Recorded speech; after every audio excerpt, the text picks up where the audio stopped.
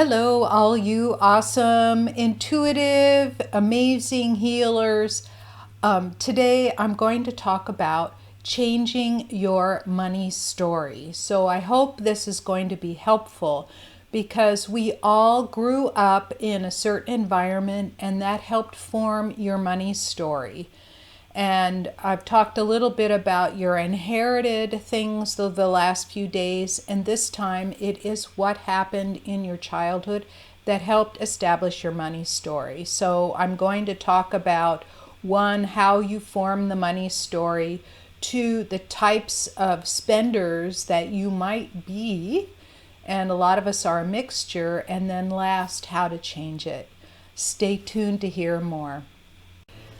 This is Anastasia. I used to be a physics professor specializing in vibrational and quantum physics. After recovering from a serious illness using energy healing on myself, the calling to heal became so strong that I had to quit my 40-year research career. I replaced my 6-figure professor salary within 5 months using a simple but not easy 3-step system that I worked out to grow my healing practice. Now I help other healers grow their practices, whether they're just starting or already have a practice, with this same 3-step system. I'm all about helping you too. Listen in to learn more.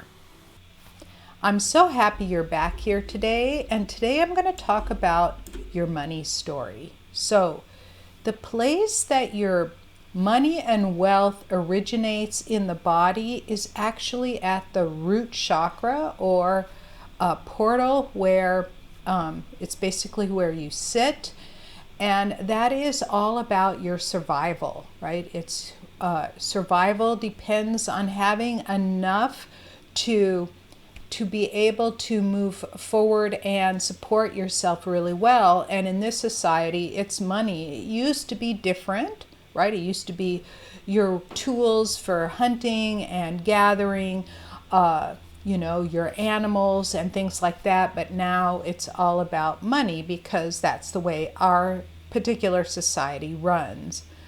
And aside from it being in your root, there's also an emotional component that's associated with it, and almost all of us have emotional stories with your money, and it could even include your indifference, right? Because some of us are a little bit indifferent to money. It's like it's always there when you need it, and you just simply don't worry about it, right? So your money story could hurt you and your well-being, so let's figure out what that could be. And how you relate to your money is what creates your money personality. And ask yourself the question, is your money happy money? Meaning, when you hold it in your hand, does it make you happy? When you think about it, does it make you happy? Or instead, are you anxious, worried, afraid you're going to lose it somehow? Always thinking of ways to make deals, right? Like to get your really fast money and things like that. So that makes up your money personality. So here are some of the ways that people relate to money. One is that they're a compulsive saver, meaning that whatever money they get, they put in a piggy bank, right? And they keep it there. And right as it grows, they feel more comfortable and more confident, and they don't spend it. And actually, when I was younger, that was me, right? I would take whatever I had and I'd save it. And at the end of the year, because my allowance was so tiny, I would work as a babysitter for 50 cents an hour. Yes, that was in the 60s, and that was a lot of money. And at the end of the year, I'd take all that and I'd divide what I had by 5, and that's what I'd spend on Christmas gifts for my family. So I never spent anything on myself.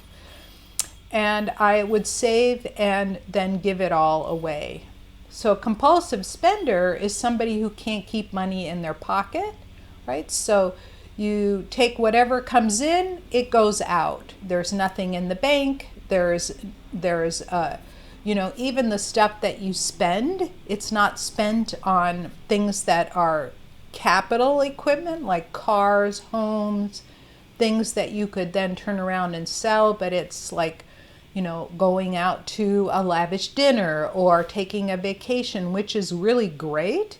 But if you haven't saved for it and instead of putting your money towards rent or your essentials, you end up spending it in other ways.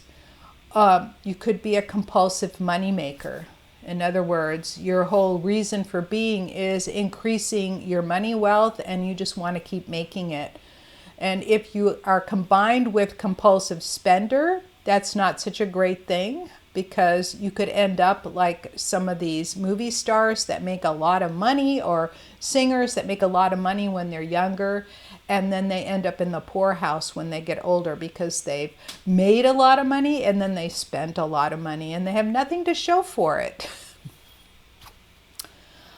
Indifferent to money, right? So I also happen to be a little bit indifferent to it, because when I was younger, it wasn't a big deal, because more important than money was family and people around us, right? So I had my sister, who is 3 years younger. She was like my best friend, even though we had this 3-year age gap, and she and I are still best friends, right? Like if there's good news, she tells me, well, she tells all of us, the three siblings, my 2 younger brothers and her, she tells everybody at once. So her family is her best friends, and my family are also my best friends, aside from my husband, who's my best friend.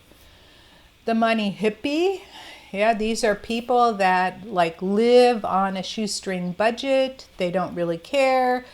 They don't do anything nice for themselves. They wear old clothes. They could go and sing on the street corner and hoping for a few coins to buy a cup of coffee or something like that.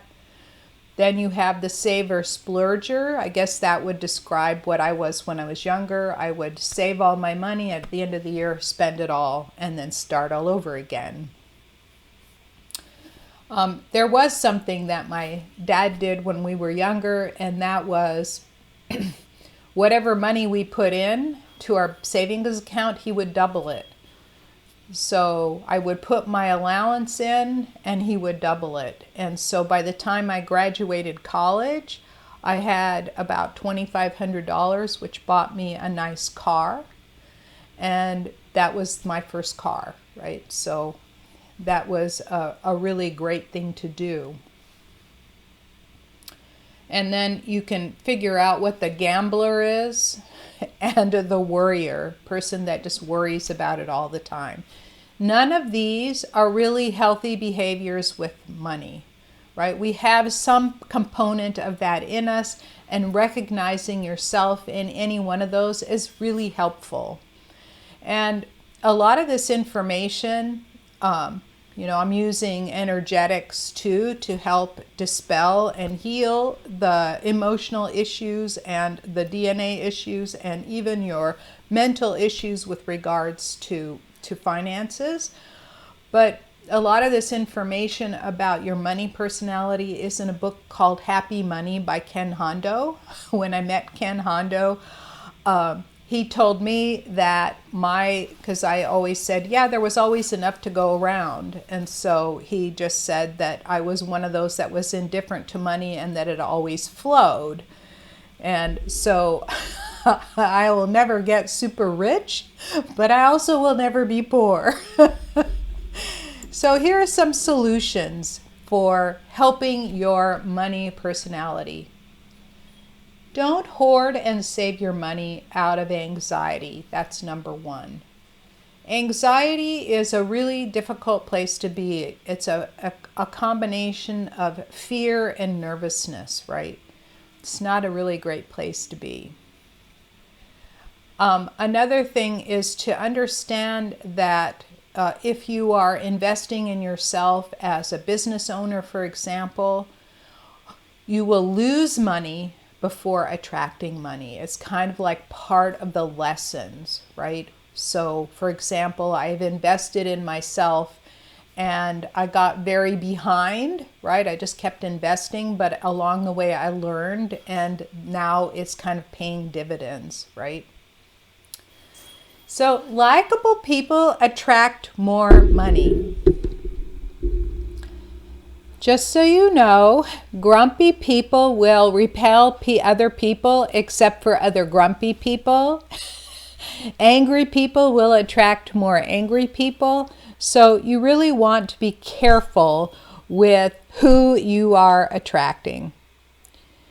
One thing is that pricing your services, like if as a healer, you should price your services according to the value they offer to somebody, right? Not what you think they'll pay for it, but the value that you're offering to people.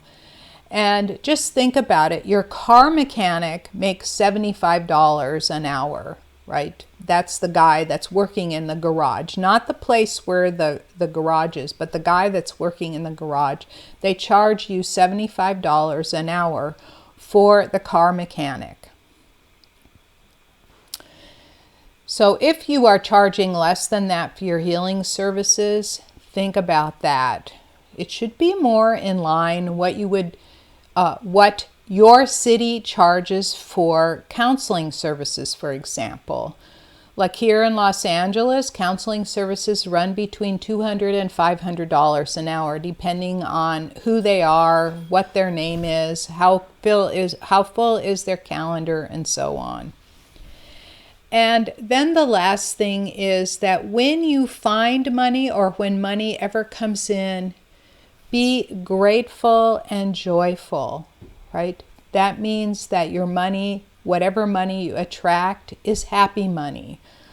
One of my friends always keeps $100 in her wallet because she says that having money in your wallet will attract more money into your wallet, right? I don't know. I have had anywhere between $100 and $20 in my wallet.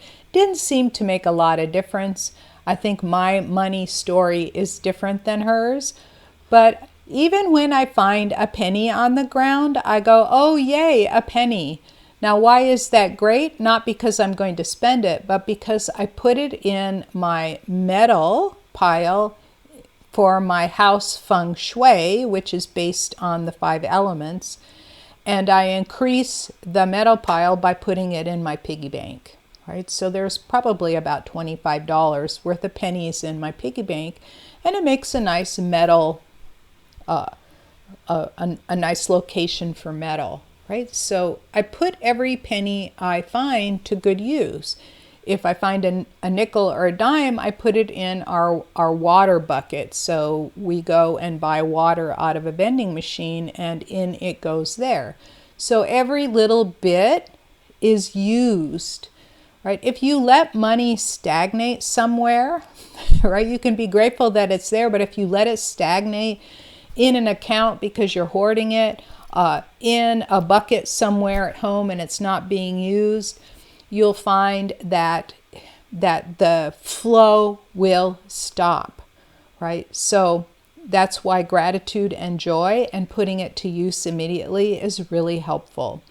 So far today I've talked about where the money comes from and where the wealth is governed in your body at your root. It's your survival mechanism. I've talked about the various money personalities, and there are also several emotional blocks that I didn't cover. So let's talk about it. Okay. It's what we talked about: anxiety, fear, doubt, guilt, and self-neglect. Right? You do not want to neglect yourself. And then I talked about the money solutions: saving money out of anxiety, lose money before attracting money, likable people attract more money, pricing your services accordingly, right? Meaning that they are what they are, the value that they offer, right? And then be in gratitude and joy whenever new wealth comes into your life. I hope that was helpful today. I look forward to seeing you in the next video. Thank you so much for taking valuable time out of your day to listen in. If you found this message helpful, please help spread the word by giving the broadcast a thumbs up or a 5-star rating.